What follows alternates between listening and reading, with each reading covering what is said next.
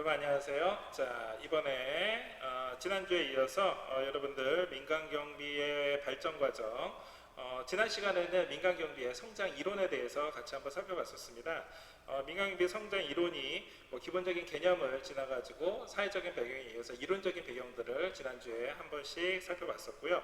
다양한 민간경비 발전에 필요한 이론들을 살펴보면서 아마 여러분들이 이러이러한 성장 배경이 있었기 때문에 민간경비가 현재 이 정도까지 성장을 했다라는 걸 확인할 수 있었습니다. 그래서 그 과정을 좀 더 구체적으로, 특히 우리가 우리나라의 민간경비뿐만이 아니라 다른 나라의 민간경비도 같이 살펴보고 있기 때문에 이 내용들을 한번 국가별로 나눠서 한번 살펴보는 시간을 갖도록 하겠습니다. 먼저 각국의 민간경비 발전 과정, 그 첫 번째로 이 시간에는 주로 이제 서구 유럽 사회, 이 서양 사회에서 어떻게 민간경비 산업이 발전했는지를 같이 보도록 하겠습니다. 참고로 이 강의 환경이 조금 바뀌어가지고 여러분들이 익숙하지 않을 수도 있을 것 같은데요. 지금 여러분들 보시는 것처럼 이렇게 화면에 상단에 제 얼굴이 간단하게 나오고 지금 현재 오프라인상으로 강의하는 모습이 촬영이 되어 있고요. 중간에 여러분들 피드백을 받아가지고 혹시 더 추가적으로 여기에 소리라든가 음향이라든가 화면이라든가 필요한 게 있으면은 나중에 좀 보완을 하도록 하겠습니다. 여러분들 양해 부탁드리겠습니다. 자, 먼저 오늘 같이 살펴볼 내용 한번 이야기해 보겠습니다. 오늘 일단 크게 두 가지를 볼 건데요. 그 두 가지 중에서 첫 번째가 주로 서구 유럽 사회에서도 과연 고대로부터 어떻게 민간경비 산업이 발전했는지, 이거를 먼저 하나 살펴볼 거고요. 특히 우리가 이제 영미법계 계열, 그래서 현재 미국 사회의 이 민간경비 산업이 발전하는 데 있어서 이 고대에서부터 점점 발전을 해서 중세를 지나가지고서는 근대까지 이 영국의 민간경비가 어떻게 발전됐는지 보면은 이 영미법계 전통이 그대로 잘 아시는 것처럼 미국과 지금 전 세계에 이러한 시스템들이 확립이 됐기 때문에 영국의 민간경비 발전 과정까지 같이 살펴보시겠습니다. 자, 먼저 고대 민간경비라고 하면은 우리가 원시시대서부터 사실은 이 사적 경비 영역이 있었어요. 예를 들면은 개인의 생명이나 신체 재산을 보호하기 위해서 기본적으로 인류가 의식주만 해결이 되고 나면은 자연스럽게 안전과 관련해 가지고서는 이러한 하나의 숙제로서 이 민간경비를 시작을 한 겁니다. 물론 이때는 민간경비라는 개념은 아니었었고요. 그때는 말 그대로 자기 주변을 지킨다, 호위한다, 방비한다, 이러한 개념이었을 겁니다. 그래서 인간이 자기 주변에 있는 환경이라든가 자연재해 또는 이민족이라든가 동족으로부터 스스로 자기를 보호할 수 있는 방법들을 개별적으로, 개인적으로 아니면 가족 단위로 준비를 했었던 게 이 당시 원시시대에서부터 시작됐었던 이 시큐리티의 개념입니다. 대표적인 형태가 뭘까요? 바로 사람이 살고 있는 주거 형태입니다. 그래서 주거지가 아무래도 동물이라든가 이민족의 침입으로부터 방어를 하기 위해서 동굴이나 아니면은 나무 위에 있는 가옥, 수상 가옥 이런 것들을 구성을 한다라든가, 또 마을을 지을 때 아니면은 성을 쌓을 때 절벽을 이용한다라든가 자연적인 방비를 자연스럽게 활용을 한다라든가 이런 것들이 모두 다 여기에 포함이 될 겁니다. 자, 오늘날 같은 경우에는 경찰이 법 집행기관으로서의 이러한 시큐리티 역할을 하고 있습니다. 그러면은 과거에는 과연 이 사람들끼리 모여 살고 있는 작은 마을, 좀 더 지나서 부족국가라든가 고대국가로 성장했었을 때 과연 이 사람들이 이러한 룰이 있었을까요? 옛날에도 있었죠. 아무래도 사회가 구성이 되면서부터는 이 사회를 유지하기 위해서 자연스럽게 법 집행과 관련되어 있는 원리들이 있었을 겁니다. 대표적인 게 고대에도, 또 그 고대 이전에 있는 선사시대에도 당연히 부족국가 시절서부터 그 사람들의 생명과 재산을 보호하기 위한 거기에 각각의 리더, 지도자가 있었겠고, 이 지도자들이 이 각종 명령이라든가 처벌권을 가지고 있는데, 이게 사실은 뭘 위해서? 바로 개인과 공동체의 안전을 위해서 한 거라고 볼 수 있습니다. 결국 정리를 하면은 고대의 이래로 이 시큐리티가 발전하는 기본 개념은 일단 개인이 생명, 신체, 재산을 보호하기 위해서 일단 자기 보호나 아니면은 마을, 공동체에 조금 더 나가서 이 국가의 개념으로 커지게 됐고요. 오늘날 들어가지고서는 사실 그렇죠. 자연스럽게 국가가 우리를 지켜주는 거 있지만 스스로도 지켜주는 거, 이러한 개념으로까지 혼선해서 함께 발전을 하고 있는 모습을 확인할 수 있습니다. 여러분들 아마 법정 계열이니까 거의 대부분 이 하므라비 시대에 있었던 각종 성문법률은 잘 알고 있을 겁니다. 고대 바빌론에 있었던 이 하므라비 법전에서 법 집행과 관련되어 있는 개념이 최초로 명문화되어 있다는 거, 성문법화되어 있다는 것은 잘 알고 있을 거고요. 이러한 법령에 의해서 기본적으로 이 왕권과 이 왕을 수호하는 이 법 집행 권한이 기본적으로 나라를 다스리기 위해서 이 행정력을 행사할 수 있다는 거 당연히 규정이 되어 있는데, 여기에 뭐가 들어가 있냐면요, 바로 개인한테도 책임을 부여하는 것이 가능하도록 되어 있습니다.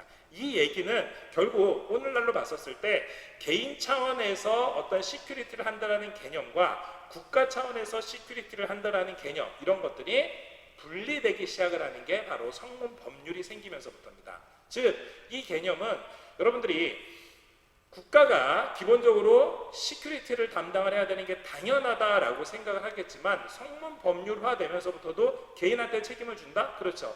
개인도 뭔가 스스로를 지킬 수 있는 권한과 지킬 수 있는 노력과 책임이 있어야 된다라는 것을 의미하는 거겠죠. 이게 자연스럽게 서구 유럽 문명으로 확산이 되면서부터는 대표적으로 고대 그리스 국가, 이 도시국가들에서는 부족이라든가 이 시족 차원에서의 경비 개념이 사회 공공의 안녕, 즉 폴리스의 안녕을 지키는 어떤 의무와 책임으로서 발전하게 됩니다. 뭐 대표적으로 여러분들이 고대 그리스 하면은 아테네 같은 도시국가나 스파르타 같은 도시국가 알고 있는데요. 스파르타 같은 경우에는요, 법 집행을 할 수 있는 책임자를 임명을 했는데, 이 책임자가 오늘날로 봤었을 때는요, 그렇죠, 치안 책임자의 역할을 하고 있습니다. 자, 그러면은 치안 책임자가 있다는 얘기는 결국 뭐예요? 그렇죠, 국가 차원에서의 시큐리티를 담당하는 것을 아주 중요한 의무로 삼았다는 겁니다. 그러면서 그 외에도 여러분들이 아마 다양한 뭐 영화나 드라마 이런 걸 통해서 알고 있는 것처럼 개인도 어떻게 됐습니까? 개인도 무장을 하죠. 이러한 개념들이 분리가 됐다는 것을 직접 확인할 수가 있고요. 한편 이 그리스의 전통을 이어받은 로마 같은 경우에는 주로 통치자, 이 지배자, 뭐 그때 시대마다 다릅니다. 예를 들어서 황제일 수도 있고요, 집정관일 수도 있습니다. 아무튼 이 주요 지배자가 군대 조직을 이용을 해가지고 사회 질서를 유지를 했습니다. 자, 그런데 이러한 군대 조직을 유지하면서도 자경단원을 따로 뒀었는데, 이 자경단원은 뭐냐면은 이 수천 명의 비무장 군대가 각 관할 구역의 질서 유지를 담당할 수 있도록 명령을 하는 겁니다. 결국 이 얘기는 뭐냐면은 로마 도시 내에서는 도시 자체가 하나의 중요한 국가면서 또 그 자체로도 아주 강력한 법 집행 권한이 있는데, 이거 말고도 별도의 자경단원을 둔다? 결국 이 자경단원은 스스로의 관할 구역 내에서는 싸움이나 소요나 아니면은 문제가 발생하지 않도록 하게 하는 거, 이게 바로 보면은 그 해당 지역 내에서 질서 유지를 담당할 수 있도록 오늘날의 민경 치안 이런 것들을 다 지정을 해놓는 겁니다. 결국 이건 역사상으로 봤었을 때 비무장을 하는 어떠한 수도 경찰의 임무를, 수도 치안을 담당하는 임무, 이런 걸로 간주를 할 수 있고요. 이게 기존에 로마라는 강력한 국가 권한이 있었을 때는 당연히 사회의 안전, 시큐리티의 책임이 당연히 국가 차원에서 유지가 됐습니다. 하지만 이게 로마가 붕괴하면서부터는요, 유럽 사회가 굉장히 분열화됐고, 이 분열되는 과정에서 자연스럽게 개인 내지는 마을 단위로 서로 분화가 되기 시작했습니다. 자, 이러한 고대 민간 경비를 종합적으로 한번 정리를 해보면은, 첫 번째, 일단 기본 출발점 자체가 뭐예요? 바로 개인의 생명, 재산을 보호하는 시큐리티가 인류의 가장 기본적인 숙제이면서 과제로 출발을 했고, 이게 주거지 형태로 일단 시작되는 게 대표적인 사례입니다. 한편 개인의 안전과 재산 보호를 위해서 그 주변에 야간 감시자를 두거나 야간에 경비를 하는 사람을 두기도 했었고요. 역사적으로 봤었을 때는 국가 체제가 만들어지기 전서부터 개인 차원에서 시큐리티 담당했기 때문에 공경비인 국가, 경찰보다는 민간 차원에서, 물론 그렇다고 해서 이 민간 경비가, 고대사의 민간 경비가 기업의 형태로 이루어지진 않았겠죠. 하지만 개인의 프라이빗 시큐리티 차원에서는 개인적으로 먼저 시작을 했다라고 볼 수 있습니다. 이랬다가 성문헌법이 생기면서부터는 잘 아시는 것처럼 성문법률 하에서 공경비인 국가 차원과 개인이 담당하는 개인의 안전 차원이 서로 분화가 됐다는 걸 확인할 수 있습니다. 자, 이거를 시대적 흐름으로 보시게 되면요, 화면에서 보시는 것처럼 민간 경비가 제일 처음에 개인 차원에서 시작을 했다가 공경비와 이 민간 프라이빗한 이 섹션이 서로 나눠지지 않는 상태였다가 당연히 성문헌법화 되면서, 그리고 잘 아시는 것처럼 우리가 잘 알고 있는 로마 시대 이후로는 공경비 중심으로 됐었습니다. 하지만 지금은 어떻게 됐나요? 네, 지금은 공경비인 국가 체제도 있지만 민간 차원에서도 시큐리티가 함께 운영이 되고 있습니다. 자, 오늘 두 번째로 다뤄볼 이야기가 영국의 민간경비입니다. 자, 영국의 민간경비는 이 고대 사회가 잘 유지가 됐었던 게 유럽이 중세 사회의 각 지역별로 굉장히 분화가 됐다가 점점 국가 형태로 점점 합쳐지게 됩니다. 그래서 영국 자체도 이미 각 지역에 있었던 예를 들어서 뭐 잉글랜드라든가 웨일즈, 뭐 스코틀랜드 이런 지역들이 나중에 점점 통일 왕국이 시작되면서부터 결국 시큐리티라는 게 영국에 있는 영미법계 계열하에서 각 지역의 지자체의 권한을 강조하다 보니까 또 중세에서 근대 사회로 넘어올 때 각 지역의 안전은 각 지역에서 책임을 지다 보니까 통합되어 있는 국가 권력에서의 근대 경찰 조직이 나오기 이전까지는 결국 어떻게 각 지역에서 또 각 마을 단위에서 스스로 자기 마을을 경비하는 자기 지역을 경비하는 이 정도 순으로 시작을 한 겁니다. 그래서 현대 근대적인 의미의 이 시큐리티 민간경비의 역사를 미국이 이미 발전하기 이전서부터 미국이 거의 대부분 영국의 전통을 이어받았기 때문에 이 영국에서부터 출발을 해서 유럽 사회로 또 대서양을 건너서 미국까지 확대됐다라고 볼 수가 있습니다. 자, 이러한 민간 차원에서의 시큐리티 활동 이거를 오늘날로 봤었을 때는 사설경찰이라고도 부를 수가 있을 거예요. 물론 국가에서 그 권한을 인정해주기 시작한 거는 점점 영국이라는 이 중앙 집권화가 되면서부터지만 그 이전서부터 민간 차원에서 했었던 활동이 공공의 근대적인 경찰 조직보다 먼저 시작됐다는 것은 잘 아실 겁니다. 사실 이러한 내용들은 점점 근대 철학과 근대 계몽 사상이 확립되면서부터도 더 구체화되고 명문화되었는데요.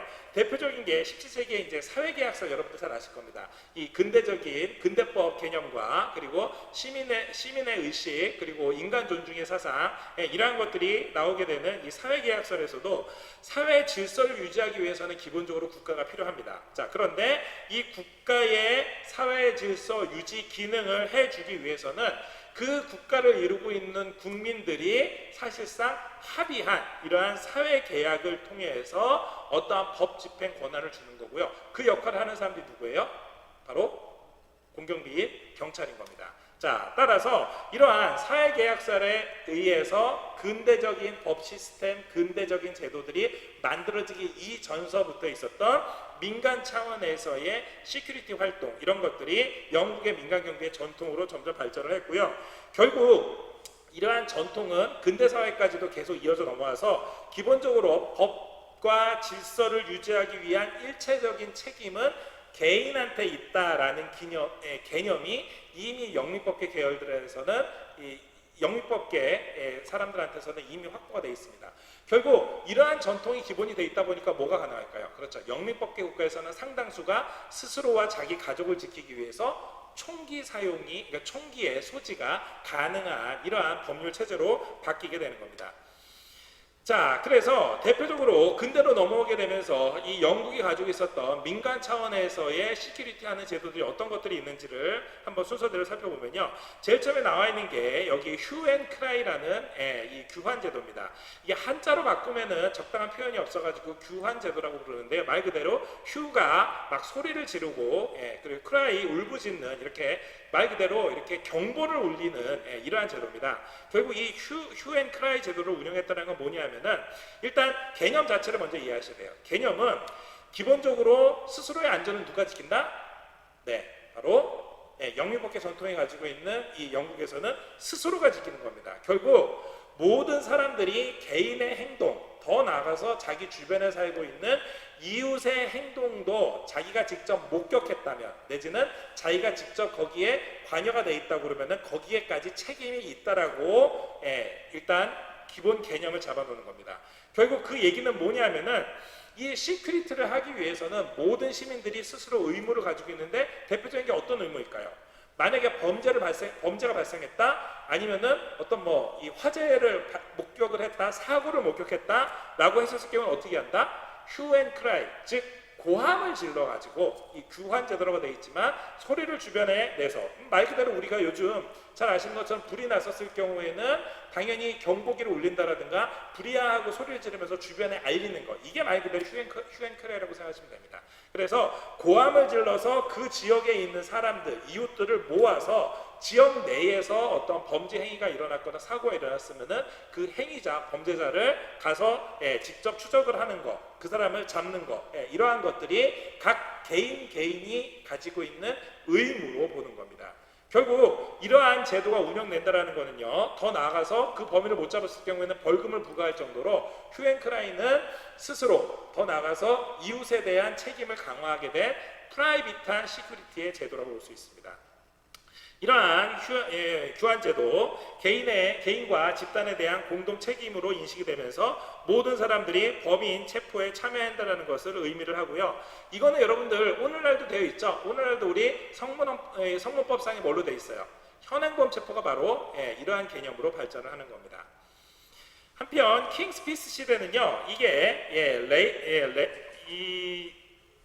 기본적으로 이제 국왕이 기본적인 이 경비 책임을, 그러니까 국왕이 피스, 그 지역의 이 평화를 유지를 하게 되는 이 시대를 의미합니다. 그래서 그 당시에 대표적인 게 바로 레지스 헨리시법입니다. 기본적으로 왕이 중앙 집권에 된 왕이 경비 책임을 민간 차원에서가 아니라 국가 차원에서의 개념으로 발전을 시켰습니다. 결국 이 얘기는 뭐냐면은 모든 범죄는 개인이 하는 위법이 아니라 국가에서 최고 존엄자인 이 국왕이 평화를 유지하는데 거기에 위해를 가하는 걸로 이 사고가 바뀌었습니다. 자, 그러면은 결국 범죄자에 대한 처벌은 누가 해야지 된다? 시민들이 하는 게 아니라 그 평화의 도전을 받은 국왕의 이름으로 처벌을 해야 된다로 발전을 한 게 이 당시의 기본적인 법률안입니다. 자, 그러면은 결국 국왕의 평화에 대한 의지를 강화하기 위해서 그 사람에 대해서 어떤 제재를 가하거나 처벌을 강하는 이 의사결정을 하는 데 있어서 기본적으로 그 사회가 문명적으로 유지하기 위해서, 그 사회가 질서를 그대로 유지하기 위해서는 반사회적인 행위라든가 부당행위라든가 또는 추방 또는 징역 등 이러한 각종 처벌 방법들, 이러한 것들을 정확하게 명문화시켜 놔야지 이게 바로 왕의 평화 유지에 대한 도전이고 왕에 대한 위해라고 보는 것입니다.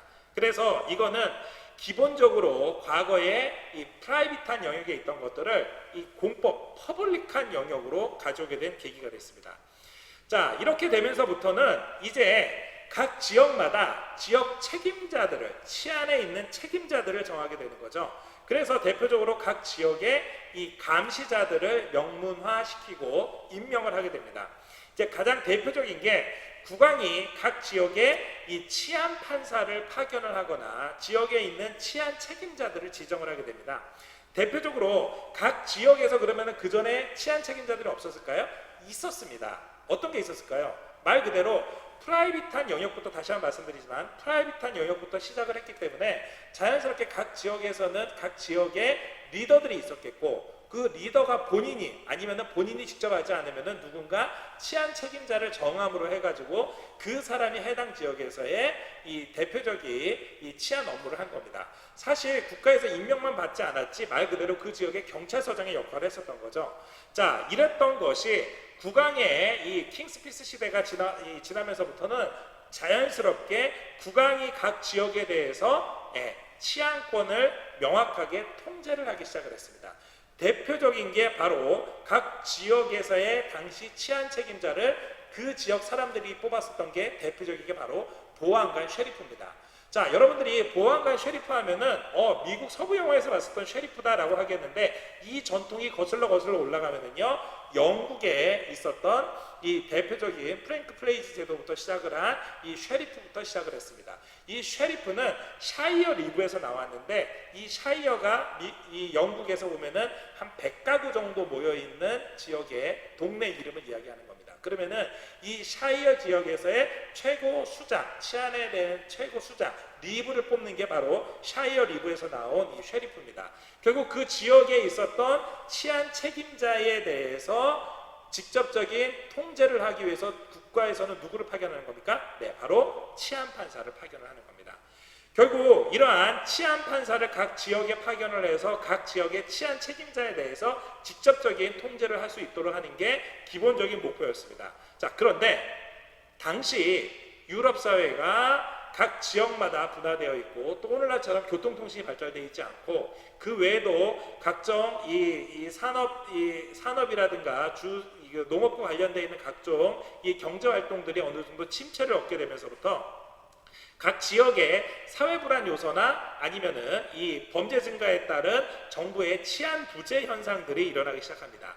자, 그렇게 되니까 아니 국가에서 치안 판사를 지정을 해줬으면은 치안 판사만 필요한 게 아니라 누구도 필요하겠습니까? 그렇죠. 치안력을 직접 운영할 수 있는 예산이라든가 장비라든가 인력이라든가 이런 게 필요한데 국가에서는 말 그대로 책임자만 임명을 했을 뿐이지 각 지역에서 알아서 하라고 그러는데 각 지역에서 만약에 범죄가 증가한다면 인구가 증가를 해가지고 도시가 발전을 해가지고서는 그 지역 내에서의 범죄가 증가한다면 이거를 치안판사 한 사람이 어떻게 또 각 지역에 있는 셰리프가 기껏해야지 셰리프 주변에 있는 말 그대로 각 지역의 청장년들을 데리고서는 각각 모두 다 담당하기가 굉장히 어렵게 됐죠. 그러다 보니까 자연스럽게 각 지역에서의 각종 범죄라든가 사건 사고를 스스로 방비하기 위한 연합 또 내지는 각 지역에서의 사설 조합들이 만들어지기 시작합니다. 이게 오늘날로 봤었을 때는 일종의 민간 경비를 담당하게 되는 사설 경비기관의 역할들을 하는 것들이 종종 생겨나기 시작하는 거죠.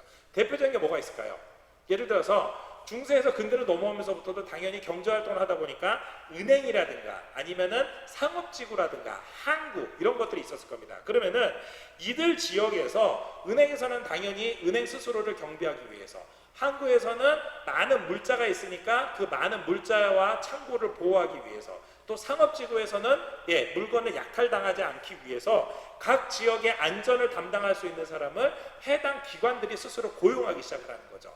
은행에서는 은행 내의 안전 책임자, 상업시설에서는 상업시설 내에 고용하는 사람들이 감시원이나 경비원, 항구도 마찬가지로 창고지기 이런 사람들을 각각 고용을 하게 됐는데 결국 이러한 사람들은 오늘날로 봤었을 때 은행의 경비원이나 상인의 상업지역에서 고용한 사람들이라든가 사업장소의 주야 감시원들 이러한 사람들은 말 그대로 국가에서 아니죠. 바로 민간에서 스스로 필요해서 사람들을 고용해서 활용을 하기 시작한 겁니다. 자, 더 나아가서 이들이 혹시 사건 사고가 발생을 하거나 물건을 약탈당하거나 아니면 항구에서 배가 나갔다가 배가 들어오는데 그 와중에 침몰해가지고 물건을 잃어버렸거나 했을 경우에 이 도난당한 물건 내지는 손실된 재산을 회수하기 위해서 이 조사를 할 수 있는 조사원들을 스스로 해당 각 사설기관에서 고용하기 시작한 게 일종의 바로 민간 경비에서 한 부분이 민간 사설 탐정, 프라이빗 디텍티브로 발전하게 된 계기도 이때 이루어졌습니다. 한편 영국의 대표적인 이 런던 같은 대도시라든가 아니면은 런던 말고도 예를 들어서 뭐 리버풀이라든가 등등등 주요 항만 도시들이 점점 발전을 하면서 해당 지역에서 이미 이제 18세기에 넘어와서 해당 지역에서 범죄와 관련돼 가지고서는 각 지역에서의 스스로 시민들이 단결을 하고 스스로 시민들이 활동해야 된다는 개념들이 점점 나오기 시작했습니다. 대표적인 게 영국 보우가 스트리트에서 행정장관이 임명이 되면서 여기에 시민들한테 스스로가 범죄 예방을 위해서 스스로 어떠한 이 치안 활동을 하고 스스로 그 사람들끼리 치안 정보를 공유해야 된다라는 것을 헨리 필딩 경이 그 당시에 발표를 했었고 또 이 보우가 스트리트 내에서의 직접 보우가 스트리트 러너 그래서 이건 이제 우리나라로 말로 바꾸면 이제 보우가의 주자라고 되어 있는데 보우가 스트리트 러너입니다. 그래서 보우 스트리트 러너를 직접 채용을 해서 운용을 했습니다. 결국 이 보우 스트리트 러너는 당시 보우 스트리트가 영국 내에서는 오늘날 대도시의 번화가라고 생각하시면 됩니다. 그러면은 이 대도시 번화가 내에서의 치안 유지와 그 지역에 있는 상업지구를 보호하기 위해서 일종의 중앙에서 사람을 고용을 해서 이 사람들이 일종의 뭐 치안 수비대 내지는 이 기동대의 역할을 하는 사람들을 한 겁니다.